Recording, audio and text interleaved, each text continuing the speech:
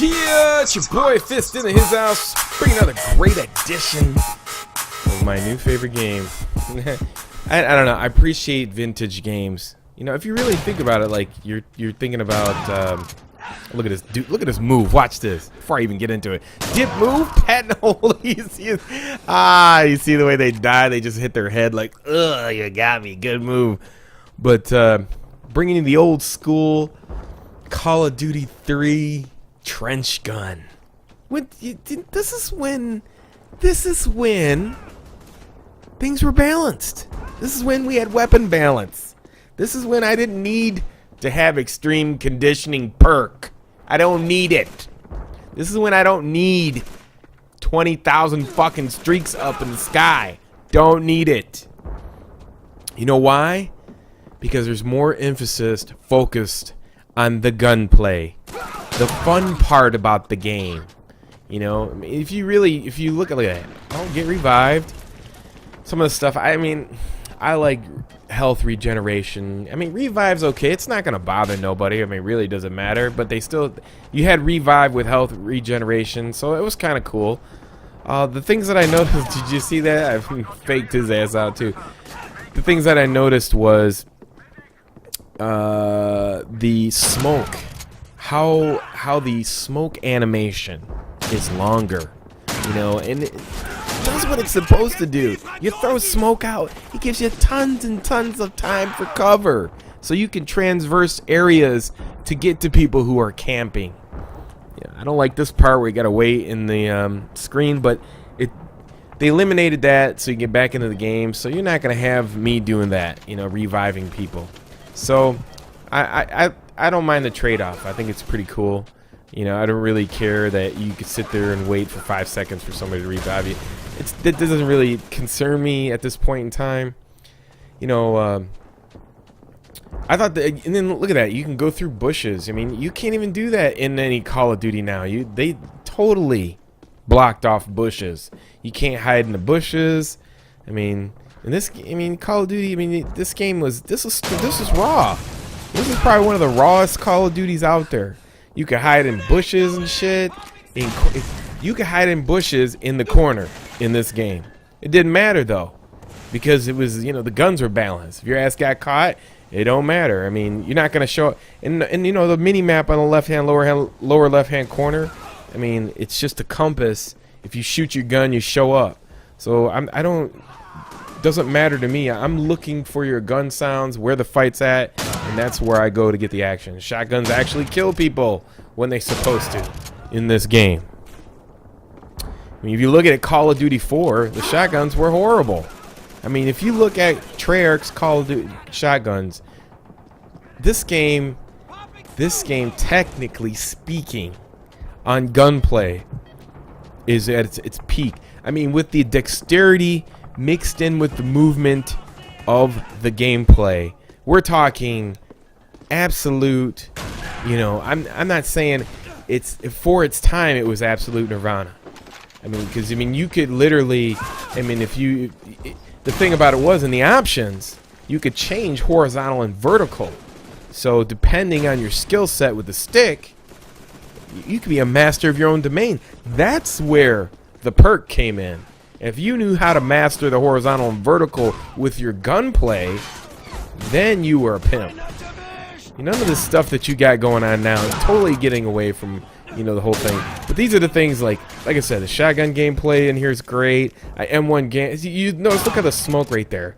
Look at that smoke, how much cover it gives you, and look how much it makes the shotgun significant in this arena with all the other weapons.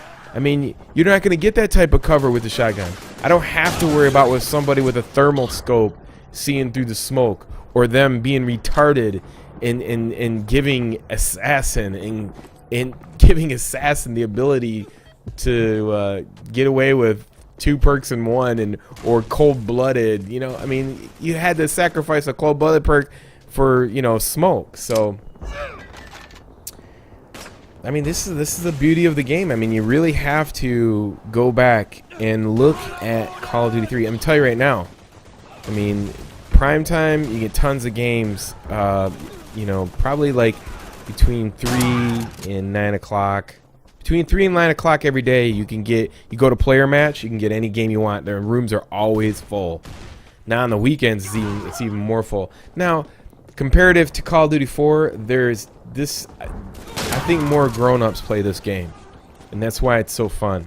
Now, if you're really looking for that gun-on-gun action, traditional, in the sense when developers were excited about their game, you should play Call of Duty 3.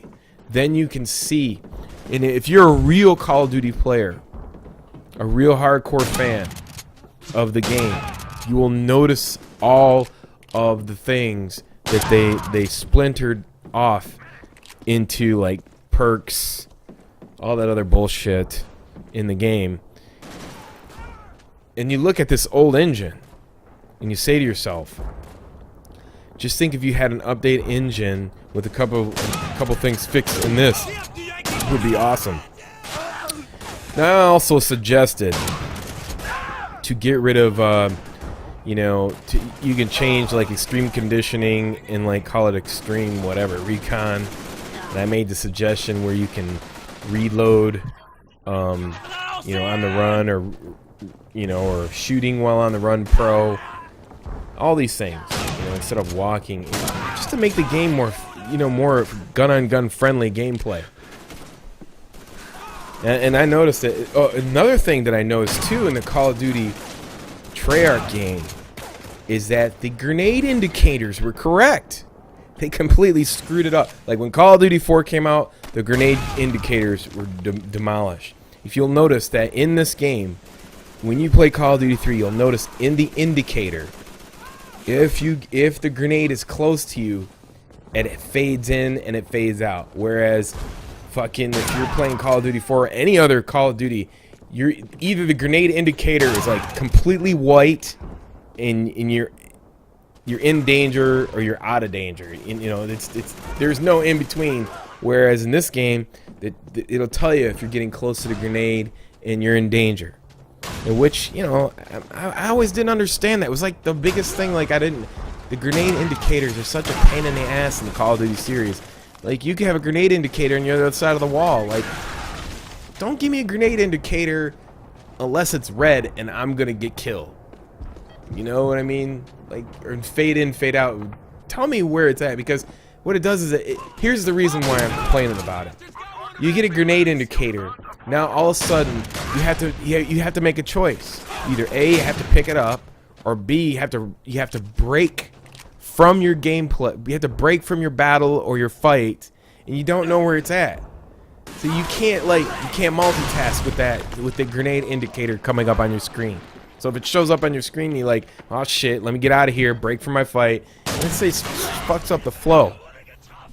So another thing I want to point out too is you'll notice, look at the HUD. Do you see the HUD? Do you see all this nonsense about points and somebody stepping on my grenade, I get a plus 50, somebody explodes and all that shit? No, you don't see that. Do you see does it clearly tell you a green guy kills a red guy? You're the green guy, that means go. Green for winner, go. The red guys are the bad guys. It's not subdued. I see what's going on in the kill feed. You know what I'm talking about? That's what I'm talking about. So my suggestion, and I've made this suggestion before, and I'm going to go over the veteran options for the Call of Duty players who've been playing the game for 7, 8, 10 years, whatever. However long this game's been out. How many series has it come out? It's not going to change the fact of how many people buy your game. No matter what you do to the game, it's gonna make $1 billion in sales. So the bottom line is, why don't you just go ahead and give the hardcore people what they want? It seems to me like, I don't have nothing against MLG Pro. It's, I don't really care. But it just seems like, I know Treyarch does something for them, but Infinity Ward doesn't do anything for anybody. But the point being is that, if you want to focus on something in the game, try to focus on the people that are patronizing your job the most. How about that? You know, I mean, that's the whole thing. And then we live in a social media situation right now. So I think the people that spread the most about your game is the people, whether it be connected to Twitter, YouTube, Facebook, blah blah blah blah blah. You know, and I know that MLG people are making strides to get into that social media, but you know, the point being is, like, you know, let's focus on the majority of the people that want to have fun with the game, and then don't want to be all serious of, if I got 2% sway proficiency to the left or the right. I don't give a fuck. I want to get down and have some fun. All this focusing on splintering this game into complexities, I mean, it's like totally, it's ruining it. You know, I don't know. I just don't see the point in that.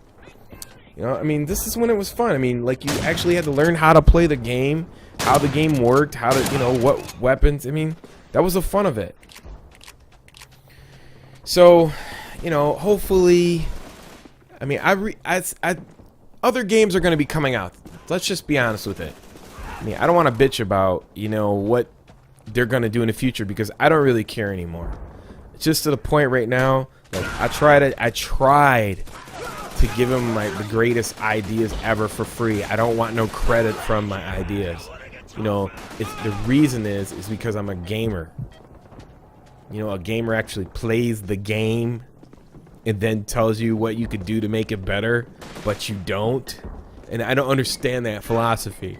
If somebody plays your game and they got 100,000 kills on every Call of Duty that's almost coming out, that has came out, wouldn't you think that their advice would be somewhat pertinent as an extreme beta tester that only plays your game? Yeah, you think that guy, you'd be like, yo, let's fly these guys out here.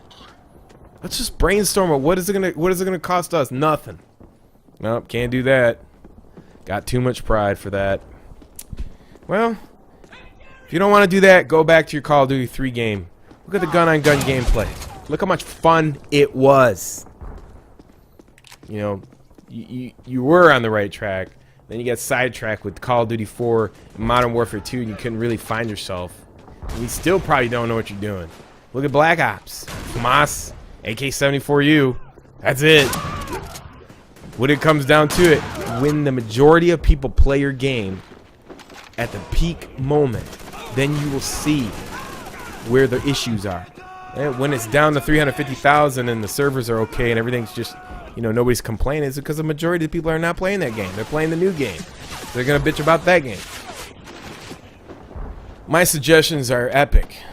You know, like I said, veteran options. You know, going back to old school. And you'll look at the screen, the kill feeds. Like I said, going back to that situation, the kill feed, I would move the mini-map in the right-hand corner. But the kill feed, it'd be awesome if it was red and green.